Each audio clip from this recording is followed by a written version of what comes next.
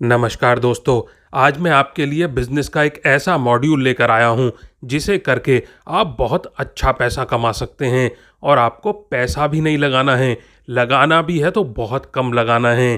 तो चलिए दोस्तों जानते हैं। और दोस्तों इससे पहले कि आप भूल जाएं, वीडियो को एक लाइक कर दें और चैनल को सब्सक्राइब ज़रूर कर लें। आज मैं जो आपको बताने वाला हूं वो मैं जानता हूं कि आप में से 95% लोग हैं जो नहीं जानते हैं इस टाइप के बिजनेस को।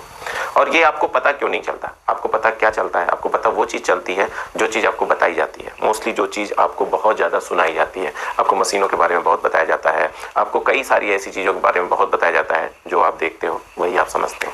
लेकिन बहुत सारी ऐसी चीज़ें हैं जो बहुत बेनिफिट वाली हैं, बहुत कम पैसे में शुरू हो सकती हैं, लेकिन वो चीज़ें आप तक पहुंच ही नहीं पाती। अब सोचते हो कि सर ऐसा कैसे? हम तो जानते हैं किराना का बिजनेस, हम तो जानते हैं दवा का बिजनेस, हम तो जानते हैं गारमेंट्स का बिजनेस। वो बिजनेस सिर्फ आप इसलिए जानते हो क्योंकि वो आपके सामने हो रहे हैं, लेकिन उसके पीछे के हिडन तथ्य और उसके पीछे की जो बहुत छुपी हुई बातें हैं वो आप नहीं जानते। वैसे ही इस बिजनेस को आप नहीं जानते, ये मैं दावे के साथ कह सकता हूँ। हो सकता है 5% लोग जानते हो, बस इससे ज़्यादा नहीं जानते। और इससे ज़्यादा इसलिए नहीं जानते क्योंकि ये चीज़ें बताई ही नहीं जाती, और जो करता है ना वो एकदम सीक्रेट तरीके से करता है। अब आप कहोगे कि सर तो फिर आप क्यों बता रहे हो? मैं इसलिए बताता हूँ क्योंकि मेरा उद्देश्य है कि ज़्यादा से ज़्यादा हमारे देश का युवा काम करे, ज़्यादा से ज़्यादा मेरे देश का युवा पैसे कमाए, ताकि मेरे देश की आर्थिक स्थिति सुदृढ़ हो और विकसित देशों के साथ हम खड़े हो सकें। देखिए एक चीज़ बताऊं, जो भी ये चीज़ें हैं, जो भी मैं अभी आपको बताऊंगा, ये बहुत कम पैसे में हो सकती हैं और बहुत अच्छे से हो सकती हैं। देखिए एक चीज़ आप देखिए, जैसे इंटरनेशनल एयरपोर्ट्स हैं, बहुत ध्यान से सुनना, बहुत इंपॉर्टेंट बात है, तो बहुत मतलब पूरा ध्यान इधर लगा के सुनना, ठीक है। जितने भी इंटरनेशनल एयरपोर्ट है, मैं इंटरनेशनल एयरपोर्ट की बात कर रहा हूँ, मैं उन बातों को नहीं कर रहा हूँ कि जो डोमेस्टिक एयरपोर्ट है। इंटरनेशनल एयरपोर्ट वो होते हैं जिनसे फॉरेन से लोग ट्रेवल करके इंडिया में आते हैं या इंडिया से फॉरेन जाते हैं, ठीक है। वो कौन कौन से हैं? दिल्ली का एयरपोर्ट हो सकता है, मुंबई का एयरपोर्ट हो सकता है, दो को ही मान के चलते हैं, इंदिरा गांधी एयरपोर्ट दिल्ली या मुंबई का एयरपोर्ट, ठीक है। अब क्या होता है, बहुत पहले ध्यान समझना कि क्यों ऐसा मैं बता रहा हूँ, क्यों इतना स्ट्रॉन्ग बिजनेस है और आप नहीं जानते हो, ठीक है। होता यह है कि जब फॉरेन से कोई आता है तो वो अपने साथ सामान लाता है, ठीक है। बहुत सारे लोग ऐसे हैं जो लीगल सामान लाते हैं और बहुत सारे ऐसे लोग हैं जो इलीगल सामान ले आते हैं, किसी भी तरह से ले आते हो, चाहे वो अनजाने में लाते हो या जानकारी में लाते हो। अनजाने में कैसे ले आते हैं? किसी दोस्त ने मंगाया कि यार 2 लैपटॉप ले आना, आईफोन के ले आना, फलाना ले आना, तो एक उन्हें नहीं पता कि उन्हें कितने ले जाने चाहिए और उन्होंने हद से ज़्यादा लैपटॉप या आईफोन या जो भी चीज़ें ले ली। उनका कोई उद्देश्य नहीं है गलत काम करने का, लेकिन उन्होंने ले ली। लाते समय वो कस्टम में पकड़े गए कि भाई ये आप लीगल नहीं है या आप नहीं ले जा सकते, और उन्हें कस्टम ने जब्त कर लिया। नंबर 1 बात। नंबर दूसरी बात, वो जो ये जानते हैं कि इतना नहीं ले जाया जा सकता, फिर भी वो लाते हैं, फिर वो छुपा के लाते हैं। उसमें गोल्ड हो सकता है, उसमें गोल्ड की चीज़ें हो सकती हैं या इलेक्ट्रॉनिक्स की चीज़ें हो सकती हैं, जैसे आपको मैंने भी बताया, लैपटॉप हो सकता है, आईफोन्स हो सकते हैं, या ऐसी बहुत ज़्यादा कॉस्टली घड़ी हो सकती हैं जो वहाँ सस्ती मिलती है और यहाँ महंगी मिलती है, वो छुपा के लाते हैं। वो भी कस्टम पकड़ लेता है। अगर वो कस्टम में पकड़ जाती हैं तो वो भी कस्टम के पास जब्त हो जाती हैं। तो इस तरीके से बहुत सारी एयरपोर्ट्स जो हैं, जो इंटरनेशनल एयरपोर्ट हैं, वहाँ पे बहुत सारी ऐसी चीज़ें जब्त होती हैं जो कस्टम के द्वारा पकड़ी जाती हैं, ठीक है। अब आपको बात समझ में आ गई। तो सर ये बताइए, तो बिजनेस कहाँ हुआ? हाँ, अब यहाँ पे बिजनेस स्टार्ट होता है। जो चीज़ें यहाँ कस्टम के द्वारा पकड़ी जाती हैं तो कस्टम क्या करेगा? अपने पास रखे रहेगा। कितने दिन तक अपने पास रखे रहेगा? एक लिमिट है ना। तो कस्टम हमेशा जितनी भी चीज़ें जब्त होती हैं उनका समय समय पे नीलामी करती है, नीलामी करती है। तो सर हम नीलामी में भाग ले सकते हैं? नहीं, नीलामी में कोई भी भाग नहीं ले सकता है। एकदम ध्यान से सुनो, यहाँ पे बिजनेस स्टार्ट होता है। नीलामी में हर व्यक्ति भाग नहीं ले सकता। नीलामी में वही भाग ले सकता है जो जिसके पास MSTC का सर्टिफिकेट होता है। MSTC क्या होता है? MSTC एक ऐसी संस्था है जो भारत सरकार का एक उपक्रम है, जो भारत सरकार के द्वारा ही समझ लो एक तरीके से चलाया जाता है, जिसमें जितने भी इंडिया में या इंडिया में जितने भी भारत सरकार के कार्यालय हैं या भारत सरकार के द्वारा चलाए जाने वाले उपक्रम हैं, जैसे बेल के अदर सब कुछ अगर कोई भी अपना नीलाम करता है, चाहे वो अपना जैसा भी कबाड़ हो, चाहे वो जैसी भी चीज हो, वो MSTC के थ्रू ही नीलाम करेगा। चाहे वो प्रधानमंत्री कार्यालय से संबंधित कोई चीज ही क्यों न बेचनी हो, चाहे सेना से संबंधित ही क्यों न चीज बेचनी हो। यहाँ तक कि अगर सेना का जहाज, आपने देखा होगा एक मोटरसाइकिल आती थी विक्रांत नाम से, जिसमें ये था कि विक्रांत नाम का जो हमारा जहाज है उसके लोहे का उपयोग किया गया और उसको बहुत ऐड करके चलाया गया और बहुत ज्यादा उसको सेल किया गया देश के नाम पे। क्यों ऐसा हुआ? क्योंकि वो MSTC के थ्रू वो जहाज बिका, और MSTC के थ्रू जहाज बिका तो उस कंपनी ने खरीदा और उसका जो लोहा है उसको पिघला के उस बाइक को बनाने की बात कही गई। तो यानी कि क्या हुआ कि आपने समझा कि वो जहाज भी बिकते हैं। जितने भी चीजें हैं सब MSTC के थ्रू बिकती हैं, चाहे IIT के कंप्यूटर हो, चाहे जो उसी में ये इंडियन एयरपोर्ट जो हैं, जितने भी एयरपोर्ट हैं, उनका सामान भी MSTC के थ्रू बिकता है। अब सर MSTC के थ्रू आप सामान बोले तो सब जगह बिकता है, सब चीज़ें बिकती हैं। हाँ, तो अगर आप एक रजिस्ट्रेशन कराते हो एमएसटीसी का, मैं कोई स्पॉन्सर वीडियो नहीं बना रहा हूँ, गवर्नमेंट मुझे स्पॉन्सरशिप के पैसे नहीं देती, नहीं तो वो खूब इसका प्रचार कर रही होती। सिर्फ आप समझ लो, मैं सिर्फ आपके लिए बता रहा हूँ कि एमएसटीसी को ऑनलाइन भी रजिस्ट्रेशन किया जा सकता है और ऑफलाइन भी किया जा सकता है। अगर आप एमएसटीसी का रजिस्ट्रेशन करते हो, 10,000 रुपये उसका चार्ज है एक बार पूरे जीवन के लिए। एक बार मैंने और वीडियो बनाया तो उसमें बहुत सारे कमेंट्स आए कि सर जो 10,000 आप बता रहे हो उसका एक बार के लिए है या 1 साल के लिए है या 5 साल के लिए है, 10 साल के लिए, आपने ये पूरे जिंदगी के लिए लाइफ टाइम 10,000 की फीस है और प्लस 18% जीएसटी। यानी इसके साथ क्या बन जाएगा, आपका एक आइडेंटिटी कार्ड बन जाएगा, पेपर पैड पे आप किसी भी व्यक्ति को अपने बिहाफ पे उसे देखने के लिए भेज सकते हो जो नीलाम हो रही है चीजें, ठीक है। अब बात आती है कि सर आपने तो कहा कि पूरे देश में जितने भी ऑर्गेनाइजेशन है किसी का भी आप कबाड़ खरीद सकते हो, यानी कि किसी का भी नीलामी जो हो रही है वो खरीद सकते हो, तो आप एयरपोर्ट की बात क्यों करते हो? देखिए क्या है, किसी भी चीज का खरीद सकते हो आप, एक बार रजिस्ट्रेशन करा लोगे 10,000 रुपए देके तो किसी भी चीज का खरीद सकते हो जो गवर्नमेंट ऑफ इंडिया अपना बेचेगी, चाहे वो चौकी में जमा हुए व्हीकल है, चाहे वो आर्मी की गाड़ियां हैं, चाहे देखा होगा आपने आर्मी की बुलेट्स पहले बहुत बिकती थी, एमएसटीसी के थ्रू आदमी खरीदता था। दूसरा जो जैसे मतलब आप मेरे को मैं समझा रहा हूँ, तो उसने एमएसटीसी के थ्रू खरीदा, फिर आपको दूने दाम पे दे दिया, तो आर्मी की बहुत सारी गाड़ियां आपने देखी होंगी बिकती हुई। तो क्या होता है कि अब इसमें क्या है कि जब भी एयरपोर्ट पे कोई सामान पकड़ा जाता है तो मोस्टली वो नया होता है, मोस्टली वो अच्छा होता है और लॉट बहुत कम होती है। समझने की बात समझना, मैं क्यों समझा रहा हूँ आपको।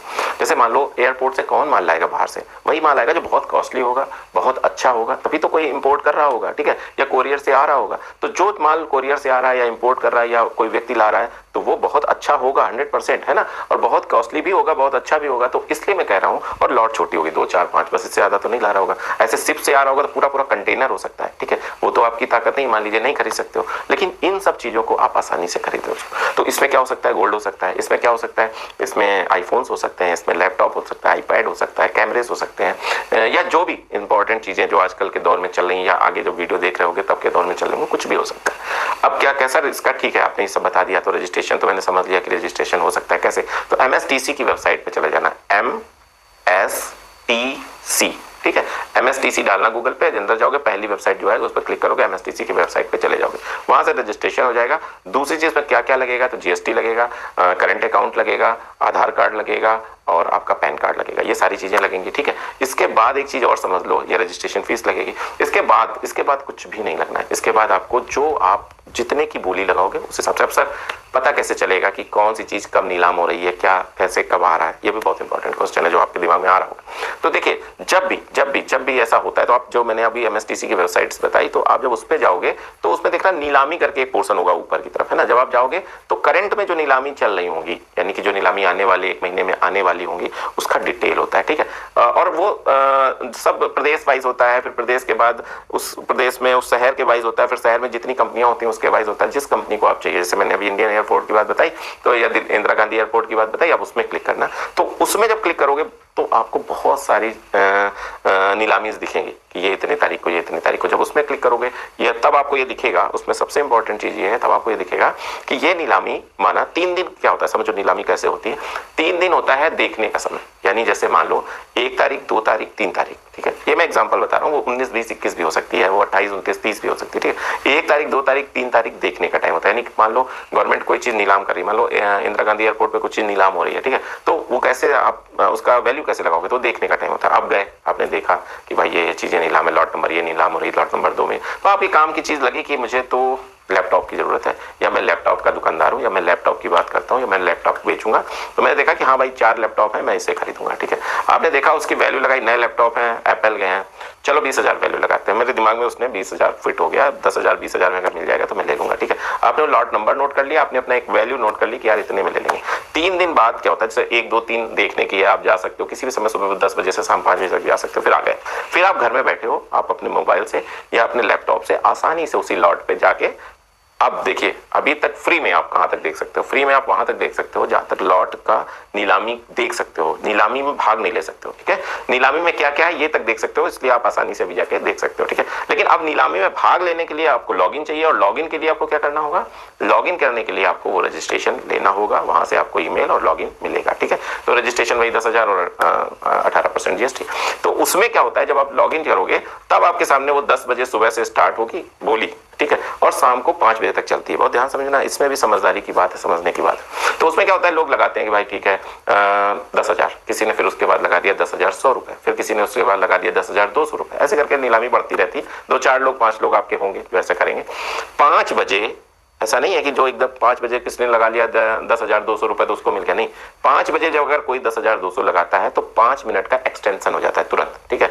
अब मान लीजिए 5:04 पे फिर किसी ने लगा दिया, फिर 5 मिनट का एक्सटेंशन हो जाएगा। ऐसे ही करके एक्सटेंशन होता रहता है तब तक जब तक 2 लोग तक भिड़ते रहते हैं और एक कोई नहीं बचता। वो 5 मिनट चुप हो जाए तो हो जाएगी, उसके पक्ष में हो जाएगी जिसने फाइनल बोली लगाई होगी। इस तरीके से वो लाट फाइनल होती है। अब जब वो लाट फाइनल हो गई तो आपको मिलेगी कैसे, तो वहां से एक मेल आ जाएगा आपके ईमेल पे, जो आपका ईमेल रजिस्टर्ड होगा कि भाई आपको ये लाट हो गई है, आप इतनी तारीख तक इतना पैसा जमा करके ये लाट अपनी उठा सकते हैं। फिर आप क्या करोगे, उतनी तारीख तक वो पैसा जमा कर दोगे, जो चीज जहां की लाट होगी जिसके एड्रेस पे होगी, आपने वहां से जाके DD या चेक या जो भी है आपने लगाया, पैसे जमा कर दिए, आपको वो लॉट वो आपके सपोर्ट कर देंगे और वो चीज आपको मिल जाएगी। अब एक बात और आती है कि सर ये बिकेगा कहाँ, इंपॉर्टेंट बात है भाई, कहाँ बेचोगे। तो जिस चीज को आपका काम है, जैसे मान लो आपका काम लैपटॉप का है, आपका काम मोबाइल्स का है, तो आपकी शॉप में बिक जाएगा, कोई इतनी बड़ी बात नहीं। या आप जाके किसी दूसरे की शॉप में बेच सकते हो, आपके पास अथॉरिटी है, आपके पास लेटर है कि इस जगह से आपने खरीदा है। ऐसा नहीं है कि फिर ये 2 नंबर का माल है, ये 1 नंबर का है जिस जगह से आप खरीदा, क्योंकि आपको 10,000 का मिला है। मान लीजिए कोई आईफोन आपको 10,000 का मिल जाता है, माना 50,000 का फोन 10,000 का मिल जाता है, नया फोन है, ठीक है, तो आपको कितने में बेच सकते हो, आप बताओ कितने में बेच सकते हो, जबकि आपका अथॉरिटी लेटर है। भाई अगर आप किसी को 30 में भी दोगे तो हंस के लेगा कि नहीं लेगा। तो ये वाली बात है, ये चीजें बहुत ज्यादा लोगों को नहीं पता। अब तो मैंने ये एक एग्जांपल दिया कि एयरपोर्ट से आप ले सकते हो, फिर आप शिप से जो कार्गो से आ रही हैं बहुत सारी, जैसे मान लीजिए किसी कार्गो में ई-बाइक्स आ रही है, बहुत ध्यान सुनना, इतना इंपॉर्टेंट वीडियो फ्री में कोई नहीं देता है। ई-बाइक्स आ रही हैं, एक बहुत इमेजिन कीजिए कि ई-बाइक शिप से आ रही हैं और वो कुछ गलत तरीके से आ रही हैं। हो सकता है उन्होंने 140 का बिल बनाया, 160 बाइक ला रहे हैं और किसी तरह से कस्टम ने उसे देख लिया है, सर्च कर लिया, पकड़ लिया, सारा का सारा कंटेनर जब्त हो गया। जब्त होने के बाद क्या होता है कि भाई प्रमाण मांगते हैं, चीजें मांगते हैं, 4-5 महीने जो चीजें मांगी जाती हैं। तो कंटेनर जब तक वहां कस्टम के पास रखा रहता है तब तक उसका पर डे का चार्ज लगता है उस व्यापारी पे जिसका है। क्यों चार्ज लगता है, भाई हमारे पास रखा है, जब तक आप डॉक्यूमेंट लाओगे तब तक, जब तक ये रखा रहेगा तब तक चार्ज लगेगा। तो कभी कभी चार्ज इतना हो जाता है कि वो सोचता है छोड़ो यार, अब जो माल है उससे ज्यादा तो चार्ज देना, इससे अच्छा छोड़ दे। कभी कभी ऐसा होता है, कभी कभी होता है कि बहुत ही गलत होता है, वो कुछ प्रमाण ही नहीं दे पाता तो वही जब्त हो जाता है। तो आप सोचो कंटेनर में वो रखी ई-बाइक जो नई बाइक है वो आपको पूरी की पूरी मिल सकती हैं अगर आप नीलामी में भाग लोगे। वो तभी मिल सकती हैं जब आपके पास ये डॉक्यूमेंट होंगे, जब आपके पास MSTC का ये सर्टिफिकेट होगा और आप नीलामी में भाग लोगे, आपको समझ में आता तो वो मिल सकती हैं। वो मान लीजिए वो ई-बाइक्स 25,000 की लाया था, आपको 10,000 में मिल सकती है। तो चीजें जो है ना, आपकी जानकारी से ही सब कुछ होता है। आपने देखा होगा बहुत सारे लोग कहते हैं कि लॉट का माल है, सर जी लॉट का माल है, ले जाइए लूट का माल। लॉट का माल क्या है, ऐसे ही जो चीजें होती हैं लॉट इसी की होती है, MSTC में ही लॉट लगती है। लॉट 1 लॉट 2 क्या होता है, MSTC में कैसे देखते हैं, जब बहुत सारी चीजें होती तो एक जगह इकट्ठा कर देते हैं, इकट्ठा करने के बाद उसके ऊपर टैग लगा देते हैं, lot number 1, lot number 2, lot number 3, तभी तो भाई बिकेगी। अब क्या होता है, तो उसी को लॉट बोलते हैं। जो नहीं आपने सुना होगा कि भाई लॉट का माल है, कपड़े कैसे हैं कि लॉट के माल से हैं, बहुत अच्छे हैं, बहुत सस्ते हैं, तभी तो बोलते हैं। तो ये वाली बातें आप समझ जाओ, ये वाली बातें अगर आपको समझ में आ गई तो बहुत आपका फायदा होने वाला है, बहुत आप फायदे में जाओगे।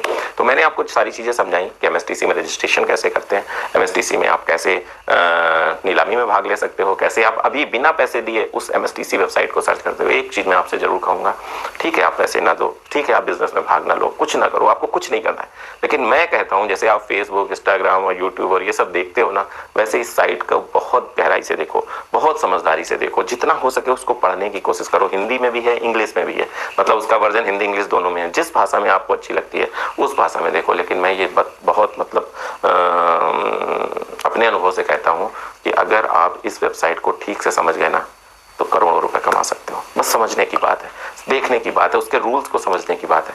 तो बहुत सारा इधर उधर दिमाग खपाते हो, बहुत सारा इधर उधर मनोरंजन करते हो, तो इस वेबसाइट को बहुत थारोली पढ़ो, बहुत थारोली समझो, देखो किस कहाँ पे आपके शहर के हजारों कंपनियां जितनी भी हैं सब उसमें वेबसाइट के थ्रू अपना माल बेच रही है। रोडवेज बसेस होते हैं वो भी वहाँ बिकती हैं, जितने भी एम्बुलेंसेस होते हैं डॉक्टरों की वो भी वहाँ बिकती हैं, जितने भी अस्पताल की चीजें होती हैं वो भी वहाँ बिकती हैं, जितनी भी इंजीनियरिंग की चीजें होती हैं वो भी वहाँ बिकती हैं, हर चीज वहाँ बिकती है। बसेस मैंने अभी आपको बताया जो थोड़ी सी ओल्ड हो जाती हैं बिकती हैं, तो बहुत अच्छी चीज है। तो आप कुछ ना करो, कोई उसमें इन्वेस्टमेंट ना करो, कोई बिजनेस ना करना, लेकिन इस वेबसाइट के बारे में ठीक से समझो, उसमें क्या क्या पड़ा है देखो, तो आपका मन ना बदल जाए तो कहना। बहुत इंपॉर्टेंट चीज़ें हैं, बहुत इंपॉर्टेंट चीज़ थी, मैंने आपको समझाई। और कहोगे, कुछ कमेंट्स करोगे कि हाँ सर और बताइए, ये बातें बताइए, वो बातें बताइए, तो मैं इस वेबसाइट से संबंधित, ये वेबसाइट ये नहीं किसी का पर्सनल वेबसाइट है, किसी कंपनी की पर्सनल वेबसाइट है, उसने मुझे पैसे दिए तो मैं ऐसे बोल रहा हूँ ना, ये गवर्नमेंट ऑफ इंडिया की वेबसाइट और कोई पैसे वैसे नहीं भैया, ये आपके हित की बात है।